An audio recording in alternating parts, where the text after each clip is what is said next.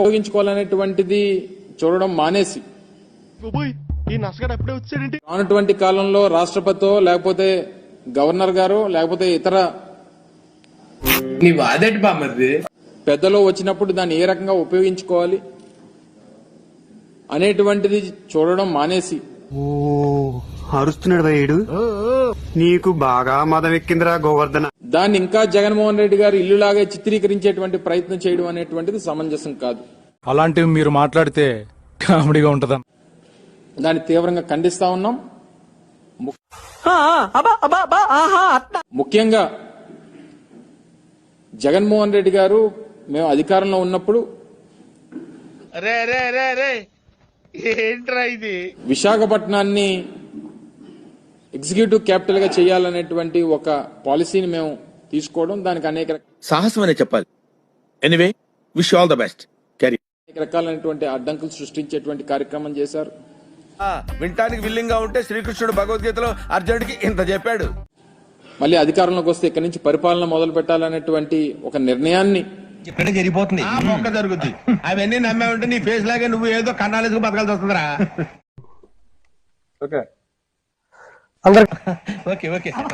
అందరికి నమస్కారం. నేను మీ ఆర్పీని. ముందుగా నమస్కారం అండి.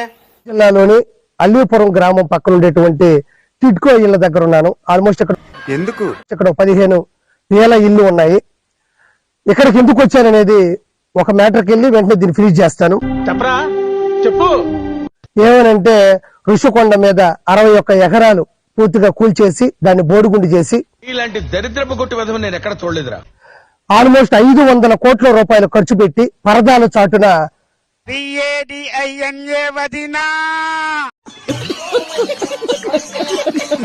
ఈ రోజు ఆయన ఒక మంచి ప్యాలెస్ దర్జాగా బతకడానికి మంచిగా విలాసవంతమైన జీవితాన్ని టూరిజం పేరుతో రిసార్ట్ పేరుతో ఆల్రెడీ ఉన్న హరిత రిసార్ట్ ని కూల్చేసి కోట్ల రూపాయల ఆదాయం తెచ్చే దాన్ని పక్కన పెట్టి ఈరోజు సొంత ప్రయోజనాల కోసం కట్టుకున్నాడు. ఇవన్నీ ఏ పట్టించుకోకండి. నిజంగా చాలా గొప్ప సిద్ధాంతి. ఆల్మోస్ట్ ఒక బాత్రూమే ₹1,00,00,000. ఇంకా అందులో ఓన్లీ బ్లాకులు 7 బ్లాకులు 20. ఈ రోజు సొసైటీలో ఉన్న ప్రాబ్లమ్స్ గురించి ఆలోచిస్తుంటే నాకు గూస్ పింపుల్స్ వస్తున్నాయి సార్. 20 ఛాంబర్లు, 2 పెద్ద హాళ్లు ఉంటే దాన్ని ఎవరో రిసార్ట్ అనరు. ఇంకోటి దాన్ని ఎవరో ఒక టూరిజం సంబంధించినటువంటి భవనం అనరు. ఎందుకంటే టూరిజం అంటే 1,000-2,000 ఇల్లు ఉంటాయి. ఎందుకంటే 500 కోట్లు ఖర్చు పెట్టారు కాబట్టి.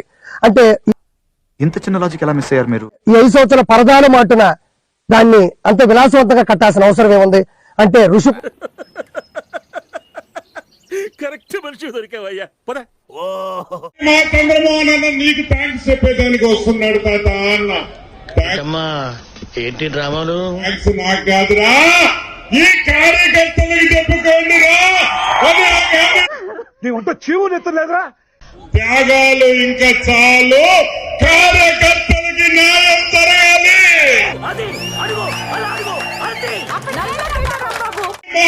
చూస్తే కన్నీళ్లు కనిపిస్తున్నాయి. 5 ఏళ్లు మీరు ఎంత కష్టపడ్డారో.